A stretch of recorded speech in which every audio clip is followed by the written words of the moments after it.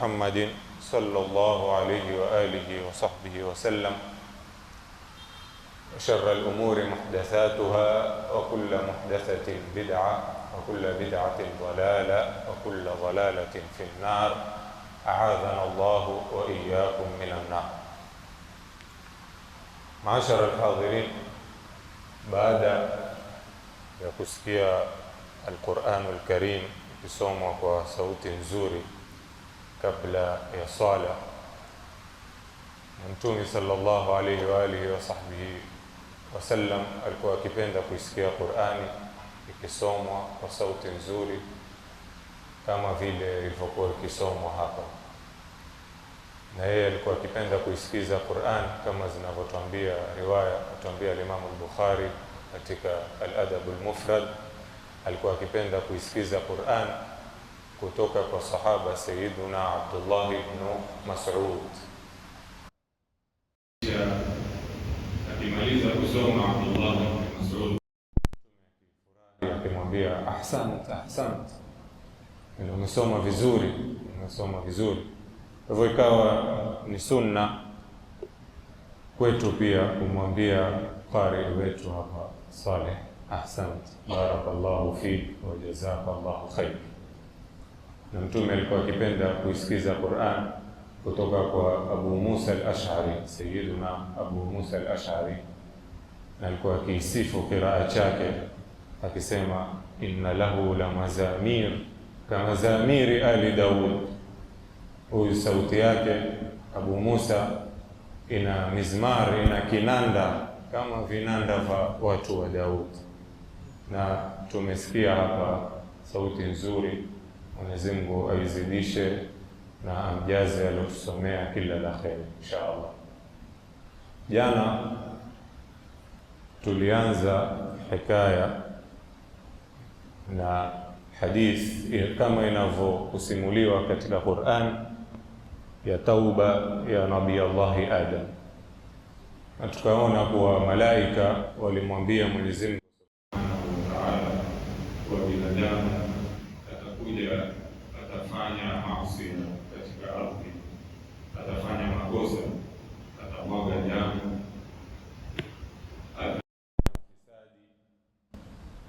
na kauli yao ile Mwenyezi Mungu hakuirekebisha.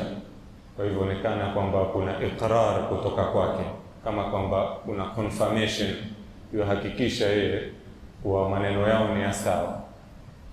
Na hili laonekana leo wazi katika maisha yetu kuwa binadamu ni mkosa, na haya makosa au asli hii ya makosa tukaona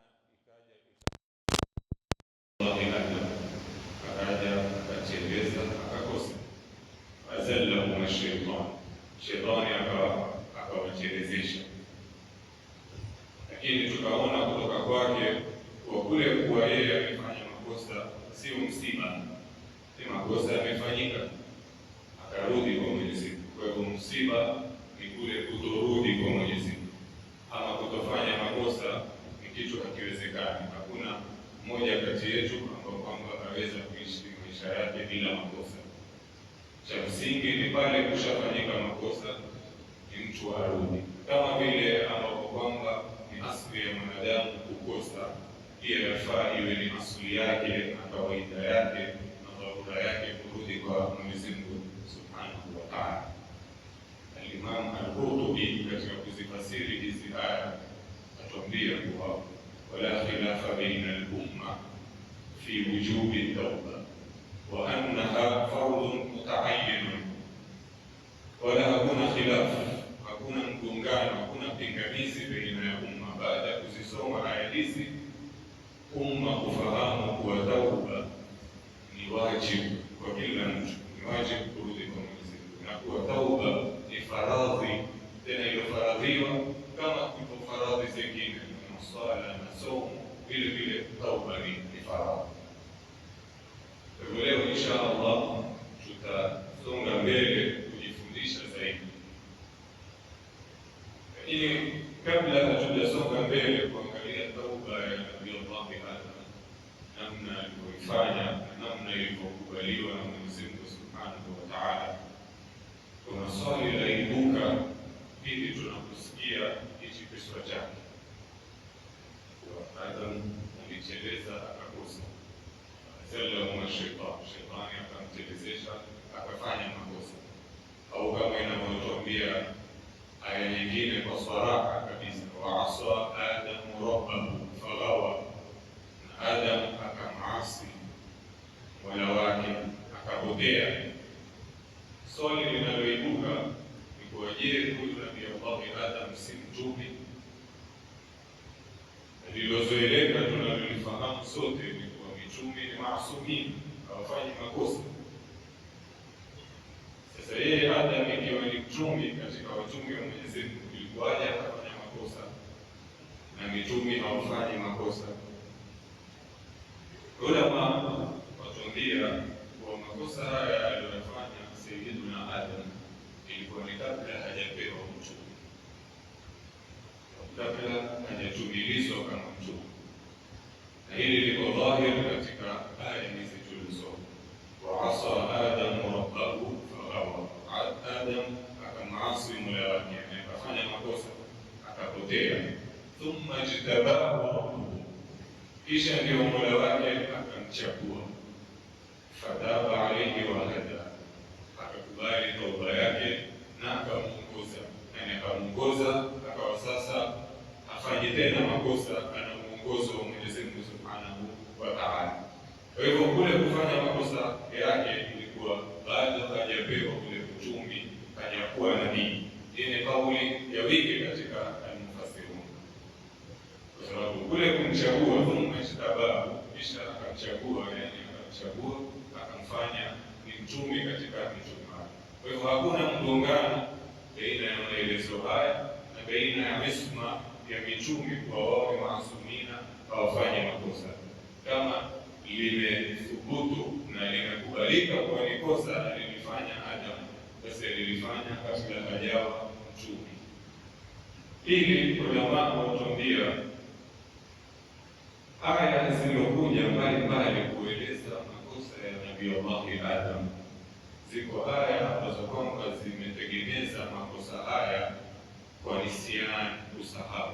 Kwa Nabii Allah Adam alicheleza akakosea, lakini hii nisyan kwa kusahau, kama inavyotuambia aya katika Qur'ani, walaqad ahidna ila adama min qablu fanasiya walam najid lahu azma, tulimchukulia ahadi Adam toka zamani asifanye makosa, asile katika ule nchi, ilifanasia kasahau. Walam najid lahu azma, wala hatukuona kuwa aliazimia kule kufanya yale makosa na hakufanya maksudi. Kwa hivyo katika aya hii Mwenyezi Mungu atueleza kuwa Adam kufanya yale makosa kwanza alisahau, kisha hakuyafanya kwa kusudi. Na sote tunaelewa kuwa wacha kwa Mwenyezi Mungu, sisi kwa sisi tu, mtu akisahau kwa alijisadiki ni kosa, amesahau utamchukulia. Fa innama summiya al-insanu insanan biisyanihi, kwa hiyo mwanadamu ameitwa insani kwa kule kusahau kwake, kwa nisyani. Kwa hivyo haliitwi ni kosa, na hata likiitwa ni kosa kama lilivyoitwa kosa kwa Nabii Allah Adam, au ikaja lafdhu ya asa, amefanya maasiya, ni ameasi lughawi, si istilahi, kilugha tu, kwa sababu alisahau haandikiwi makosa. Sote tunafahamu, kwa mfano swala, mtu ikampita kwa kusahau haandikiwi kwa madhambi ya kukosa swala. Kwa hivyo haya ni maelezo ya pili ya kuwa Nabii Allah Adam ndio alimchepuka, akateleza, akasahau, akafanya, lakini alifanya si kwa njia ya maasiya kama yanavyofanya maasiya mengine. Alisahau ile amri ya Mwenyezi Mungu, akala katika ule nchi. Haya ndio maelezo baina ya kisa na kuoanisha baina makosa ya Nabii Allah Adam na isma ya mitume. Kitu kingine ambacho kwamba chafaa kifanyiwe taamul katika kadhia hii ya Nabii Allah Adam ni kuwa Mwenyezi Mungu Subhanahu wa Ta'ala alikuwa ashawaambia malaika, qulna lilmalaikati qala rabbuka lilmalaikati inni ja'ilun fil ardi khalifa. Mwenyezi Mungu alikuwa ashawaambia malaika, mimi nataka kumweka khalifa, mwakilishi wangu, na ni Adam, mwanadamu duniani. Kisha kisa kikaendelea kama tulivyosikia, mpaka wakaamrishwa malaika wamsujudie Adam, wakasujudu illa iblisa aba wastakbara, akakataa Iblisa, akafanya kibri, wakana min alkafirin, akawa katika waliokufuru. Wa qulna ya Adam uskun anta wa zawjuka aljanna, kisha tukamwambia Adam, keti wewe na mke wako peponi. Akakaa pale peponi. فأزلهما الشيطان عنها فأخرجهما مما كان فيه. Kisha shetani ndio akawatelezesha, akawatoa, yani akawa sababu ya kuwatoa pale peponi, kuwateremsha. Kuna vitu minha ba'dhukum li ba'dhin adu, kisha ndio wakaambiwa washuke duniani. Sasa maelezo haya yalikuwa swali moja muhimu sana. Je, kule kwa Adam ataletwa duniani ilikuwa tayari ni kwa mpangilio ambao kwa Mwenyezi Mungu alikuwa ashaupanga toka mwanzo, itakuwa ni hivyo itamleta duniani? Au kule Adam kushukishwa duniani kulikuwa ni kwa maasi yake aliyofanya peponi ndio akashukishwa duniani? Yani lau hakufanya yale maasi angeshukishwa, angebaki huko. Ulama watupia Imam Muhammad bin Tawil al-Sha'rawi, moja katika ulama wa tafsiri wakubwa, wala asli ni kuwa Mwenyezi Mungu alikuwa ashapanga toka mwanzo atamleta Adam hapa duniani. Hakupanga kuwa atabaki pale peponi milele, hakupanga hivyo. Na dalili yake iko dhahiri kwa mwanzo wa kadhia, kabla hata hajaambiwa ingie peponi, Mwenyezi Mungu ashawaambia malaika, mimi nitapeleka Adam khalifa wangu duniani. Hili liko wazi zaidi. Kwa nini akamtia peponi? Atuambia Imam Sha'rawi, ili ni kumzoezesha na kumfundisha na kumtayarisha kwa maisha ya huku duniani, kwa sababu alipomwingiza peponi, hili limeekelea zaidi. Sababu alipomwingiza peponi akampa amri mbili, amri ya kuruhusu kama tulivyoeleza jana, na amri ya kukataza. Amri hizi mbili ndizo tulizo nazo hapa duniani. Maelezo yote ya peponi baadaye, tukifika akhira, hakuna awamiri, hakuna taklifu. Ukalifishwa ni hapa duniani. Hapa duniani ndio kuna taklifu za kiibada, na kitu fulani ni wajibu na kitu fulani ni haramu. Lakini hakukuja katika maelezo ya peponi baadaye kuwa kutakuwa na taklifu ya aina yoyote. Kule la sahaba fihi wala nasab, hakuna kuchoka, hakuna kuteseka, hakuna taklifu yani. Ikawa pia iko katika maelezo ya peponi kwa ibada kule itakuwa mtu akifanya kwa kupenda kwake, kwa sababu Mwenyezi Mungu atakuwa amemuondoa ile kitu kilichoko ndani yake ambacho kwamba chamwambia kuwa ibada na kitu kizito. Kwa hivyo ibada ataifanya kwa kupenda kwake. Lakini Nabii Allah Adam alipoingia peponi kwa mara ya kwanza, alikalifishwa, alipewa taklifu, akaambiwa mambo fulani fanya yanafaa, ili wala taqraba hadhihi shajara, ili mti usikurudie. Kwa hivyo kauli ya Imam Sha'rawi imekelea sana kwa kuingizwa peponi ni kutayarishwa, kwa sababu akija huku duniani atapata hizo taklifu. Kutakuwa na amri za Mwenyezi Mungu, vitu fulani afaa kufanya, vitu fulani hafai kufanya. Sasa akamuingiza peponi, akampa zile amri ili apate kujizoezesha toka huko kabla hajaja kuteseka huku chini. Pili, pia ni kumtayarisha na wasawis, ushawishi wa shetani. Yule alichukua akdi baada ya kukataa kusujudu, kwa mimi nitawahuri wote hao illa ibadaka minhumul mukhlasin, isipokuwa wale wenye ikhlasi katika waja wao. Kwa hivyo Mwenyezi Mungu pia anataka kumtanarisha pale na kushawishi ule wa shetani, na kule kwa shetani alifaulu kiasi fulani kuwatelezesha, kama inavyotueleza Qur'ani, Adam na Hawa, ni kumfahamisha, ni kwa Mwenyezi Mungu kumfahamisha Adam kuwa wewe utakapokwenda duniani na watakapokuja duniani katika watoto wako wanadamu watakuwa katika hatari ya kushawishika na shetani, bali watashawishika tu na shetani, watakosea. Lakini tatizo au utatuzi wa hili tatizo ni kurudi kwa Mwenyezi Mungu Subhanahu wa Ta'ala. Kwa hivyo kuwa kule Mwenyezi Mungu akamwingiza Adam peponi, si kuwa alikuwa amemwingiza hataki aje duniani, la, alikuwa shatangulia kusema kuwa yeye atamleta duniani, amemwingiza peponi ili kumtayarisha kuja duniani. Swali lingine pia hapa mnaibuka, je, Mwenyezi Mungu Subhanahu wa Ta'ala itakuwa ile makosa ya Nabii Allah Adam alikuwa ashakadiria toka kitambo, ameshaandika kuwa Adam atafanya makosa, kwa yeye amemwandikia Adam, kama amemlazimisha Adam kufanya makosa, kwa sababu sote tuelewa kwa kila kitu kinachopita katika hii dunia Mwenyezi Mungu ameshakiandika. Kila kitu ni maktubu na kiko katika qadari ya Mwenyezi Mungu. Je, kwa hivyo Adam aweza kusema kuwa yale makosa aliyofanya yeye si kwa kutaka yeye, ni kwa Mwenyezi Mungu ashajalia toka hapo mwanzo yataingia pale peponi, atakosa ili ajitayarishe kisha kawashukisha kwa duniani. Kwa hivyo Mwenyezi Mungu alimlazimisha akose, kama ilivyo ufahamu au kauli za baadhi ya watu leo.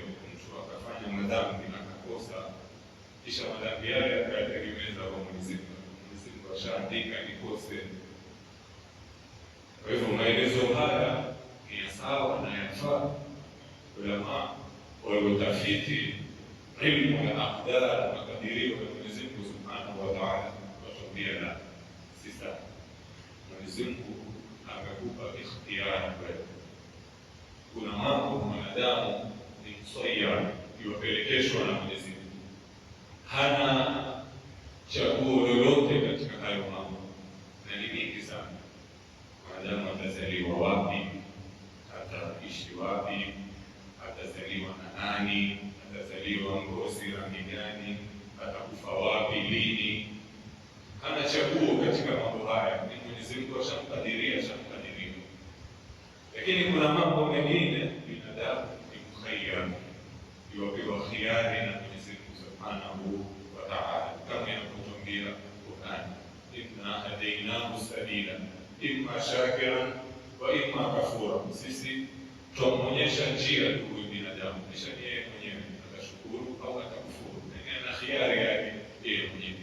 Kwa hivyo kuna mambo ambayo kwamba Mwenyezi Mungu ashatupangia na akayaandika katika maandiko yake vile alivyotupangia. Hatuna khiari, hatuna choice. Lakini kuna mambo ambayo kwamba Mwenyezi Mungu ametupa khiari ndani yake, ametufanya hii mukhayyarun, ametupa choice, ametupa free will ya kuchagua sisi wenyewe. Sasa yale aliyotuambia ama aliyotupa chaguo sisi wenyewe, yamaanisha kuwa alikuwa hajaandika kwa sisi tuyafanye kwa andike, la, alikuwa shaandika miaka kabla ya kutumba. Katika hadithi miaka 2000, katika riwaya ya hadithi ni miaka 1050 kabla hajamuumba Adam, ashaandika makadirio, aqdarul khalq, makadirio ya viumbe wote. Sasa kama alikuwa ashaandika, ni vipi na sisi tumepewa bado khiari? Mwenyezi Mungu ameandika kwa sababu ya kamali ya elimu yake, ukamilifu wa elimu yake. Yaani kabla hajakuumba ajua kuwa mwaka fulani 2026 kwa mfano Hamadu atapewa khiari, atakuwa katika situation achague kitu cha kwanza ambacho kwamba ni cha taa, achague kitu cha pili ambacho kwamba ni cha maasi, na atachagua hichi cha kwanza, akakiandika kabisa. Hakumlazimisha Muhammad achague chochote katika hizi viwili, amemwacha achague mwenyewe, lakini yeye alikuwa ashajua kabla hajamleta huyu Muhammad, kabla hajampata hizo khiari, wa atachagua nini. Al-Imam Ash-Sharawi huyu atupigia mfano rahisi wa kusahilisha maelezo haya. Atuambia, wewe kama baba ukiwa waenda nyumbani, ukapita dukani, ukanunua maji, ukanunua na soda, Coca-Cola, ukachukua nyumbani. Kisha kule nyumbani kuna mtoto mdogo wa miaka 7. Yule mtoto wako mdogo ukimpa yale maji au Coca-Cola, atachagua gani kati ya maji na soda? Mtoto bila shaka atachagua soda, atachagua maji. Mtoto atakayechagua maji. Na yule baba yuwajua kabla hajakwenda kule nyumbani kwa yule mtoto wake atachagua hii soda. Alipoenda nyumbani akampa hiari maji na soda, akachagua soda. Hakumlazimisha kumwambia wewe chukua hii soda. Kwa hivyo ni mfano na walillahi al-mathalul a'la. Mwenyezi Mungu hapigii mifano ya kibinadamu, lakini ni mfano wa maelezo ya qadari ya Mwenyezi Mungu katika mambo ambayo kwamba ameachiwa binadamu khiari yake, na ameandika yeye katika kitabu kabla hajaumba kwa wewe utakuja utaiba, lakini hakukuandikia kwa njia ya kulazimisha ujinga.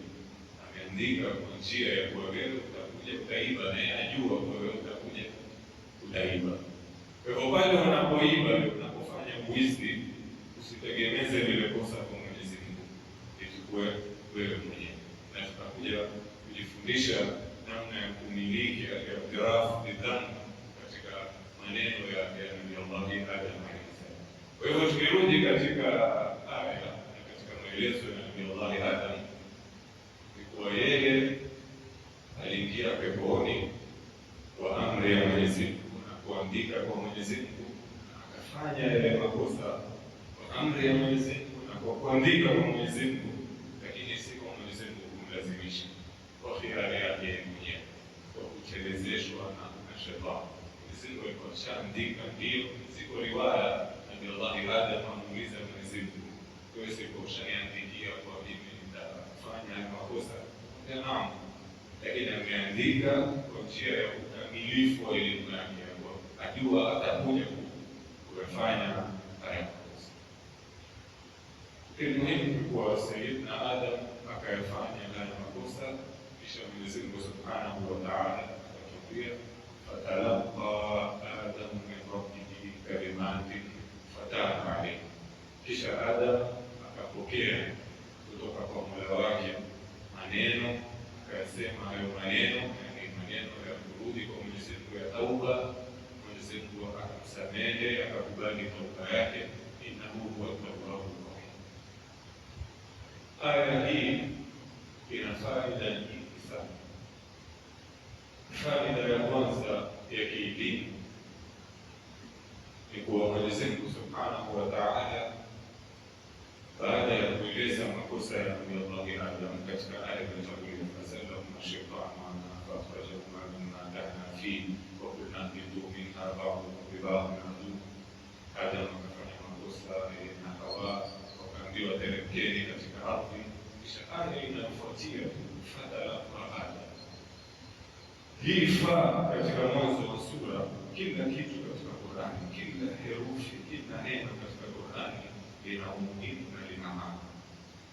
Hii fa katika mwanzo wa hii aya fatalaqa Adam, katika lugha ni katika hurufu al-atf, katika nahwu, herufi za kuunganisha maneno. Nafikiri katika Kiswahili sanifu zaitwa viunganishi, katika English grammar conjunctions, maneno yenye kuunganisha maneno. Ifaa kazi yake ni hiyo, yani yaunganisha baina ya maneno yaliyotangulia ya Adam kukosea na maneno yanayokuja ya Adam kupokea maneno kutoka Kisha inapokuja fa, maana hurufu al-atf hizi viunganishi ni vingi sana, ikiwemo wa, thumma. Ilikuwa Mwenyezi Mungu aweza kusema wa talaqa Adamu au thumma talaqa Adamu, lakini akatumia fa kwa sababu fa huja katika kazi zake kuonyesha kuwa hakuna muda kabisa uliopita baina ya yaliyotangulia katika maneno na yanayofuatia katika maneno. Ukisema kwa mfano jaa Hasan fa Husain, amekuja Hasan fa Husain, ni kwa kuja kule Hasan na kuja Husain hakupita muda kabisa hapo kwa hapo.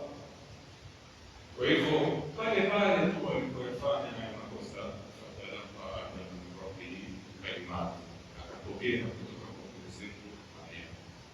Ulama watuambia hili faida yake ni kuonyesha suratu tauba min Allah, ule uharaka upesi wa Mwenyezi Mungu ukubali tauba ya mwenye kutubia.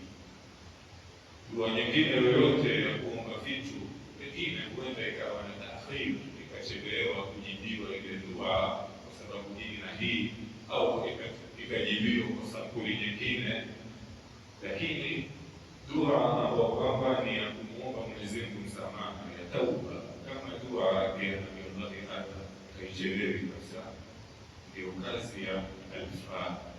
Hii herufi ya fa, fatalaqa Adamu min rabbihi kalimatin, fakabali pale pale akakubali tauba yake.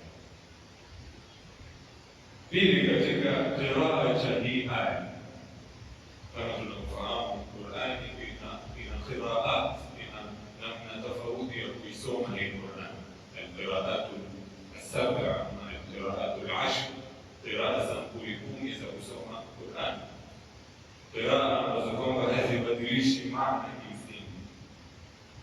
Sasa qiraa tulizoea kwa fatalaqa Adamu min rabbihi kalimatin, yani Adam yeye ndiye akapokea kutoka kwa Mola wake maneno, lakini kipo qiraa pia sahihi ambacho kwamba chasoma fatalaqa Adama wa nasb wa fatha, yani Adam ndio maf'ul bihi, fatalaqa Adama min rabbihi kalimatun, yani yale maneno ya Mwenyezi Mungu ndio yakaenda yakamkuta Adam, yakampokea Adam. Si kwa Adam aliyapokea yale maneno, Mwenyezi Mungu aliyachuma yale maneno ndio yaende yakamkute yampokea Adam. Hili pia ulama yatuambia lina faida ya kuonyesha uzuri wa Mwenyezi Mungu. Adam ndio aliyokosea, kisha Mwenyezi Mungu ndiye anayachuma yale maneno yaende yamkute Adam, yamfundishe, yani yamwingie, yamfundishe namna ya kurudi kwake. Wale katika ulama atuambia ajaban lihadha, ajabu Mungu huyu, uzuri wake kwa yeye wakosewa, kisha yeye ndio yamfundisha yule mkosa namna ya kurudi kwake. Aya hii pia ina faida nyingine, fatalaqa Adamu min rabbihi kalimat. Mwenyezi Mungu ametumia neno talaqa. Talaqa ina maana ya kukutana, ina maana ya kupokea, al-istiqbal. Talaqa rajula, yani alimpokea mtu mwingine, kama mtu yuaje hapa msikitini tukatoka sisi kwenda kumpokea wale, au ina maana ya kukutana, kwa mtu fulani ametoka mahali fulani akakutana na mtu anaotoka mahali kwingine, ikawa ni liqa, laqiya fulana amekutana naye. Kwa hivyo neno hili linatujulisha kwa yale maneno yalitoka kwa Mwenyezi Mungu, lakini pia huyo Adam alitoka mahali akawa yotembea kwenda mahali kwingine, ndiye akakutana nayo haya maneno, akapambana katikati. Au alitoka yeye pia kuyafanyia istiqbal, kuyapokea yale maneno, yani Adam hakuwa alikuwa ameketi pale pale, yeye pia alikuwa ametoka kuyatafuta haya maneno ili akutane nayo. Sasa maneno si kitu madhi, maneno si mtu, maneno si gari, Maneno si kitu chenye kutembea. Maneno ni kitu maanawi, ni kitu hakionekani, ni kitu hakikutaniki. Sasa tutaelewa vipi hii aya? Ulama wanatuambia kuwa ile safari ya Nabii Allah Adam au kule kwenda kwake kukutana na haya maneno, si kwa alikwenda ni safari ya kutembea kwa miguu au safari ya kufungwa kama safari zingine. Ni safari ya kisaikolojia, safari ya kiakili. Yaani Nabii Allah Adam alipoyafanya yale makosa, akawa na safari katika ubongo wake, safari ya majuto ya kuyafanya yale makosa, safari ya haya kumwelea haya Mwenyezi Mungu Subhanahu wa Ta'ala, safari ya dhiki iliyokuwa ndani ya akili yake, na safari ya kujiuliza nafsi yake na akili yake, nitarudi vipi mimi kwa Mwenyezi Mungu Subhanahu wa Ta'ala. Safari ya kifikra, yani si safari ya kutoka. Na alipofanya hili ndio Mwenyezi Mungu Subhanahu wa Ta'ala sasa akampelekea yale maneno, akakutana nayo sasa kifikra, ilham ya Mwenyezi Mungu Subhanahu wa Ta'ala. Ndio yale maneno yakawa akiyasema Mwenyezi Mungu Subhanahu wa Ta'ala, amsamehe yale madhambi yake. Mwenyezi Mungu atuambia, walladhina jahadu fina lanahdiyannahum subulana, wale ambao kwamba wafanya bidii kutaka kutufikia sisi na kutaka kuturidhisha sisi, hao ndio sisi kuwaongoza njia zetu, kuwasahilishia ile bidii yao. Kwa hiyo Sayyidina Adam alifanya bidii. Funzo hapa ni kuwa pale mtu anapofanya makosa yafaa awe na shughuli, feelings kama hizi za majuto, dhiki, za kutaka kurudi kwa Mwenyezi Mungu Subhanahu wa Ta'ala. Ili wewe ikiwa wafanya madhambi na hauna feeling yoyote, hisia yoyote katika hisia hizi, basi na Mwenyezi Mungu pia hukuacha wewe kufunga safari kwenda kumlaki Mwenyezi Mungu. Mwenyezi Mungu pia wakwambia kwa mimi pia sina haja na wewe, na ndipo pale huenda mpaka moyo wako ukafa kabisa, ukawa qalbun mayyitun, moyo uliokufa, haujali kabisa maasi.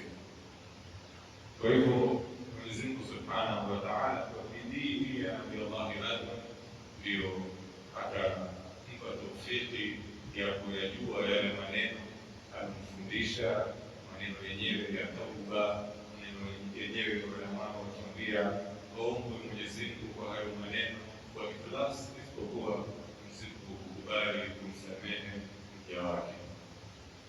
Wakati umesonga na insha Allah kesho tutaangalia hayo maneno. Ndio jana ndio tulisema tutaangalia leo, lakini insha Allah kesho ndio tutaingia sasa kuangalia ni maneno gani haya kalimati aliyomfundisha Mwenyezi Mungu Adam, maneno ya kurejea na kutubu kwake, na maneno ya kukubaliwa tauba na Mwenyezi Mungu Subhanahu wa Ta'ala. Mwenyezi Mungu atupe elimu na amali na nia na ikhlas, atupe fi dunia hasana wa fil akhirati hasana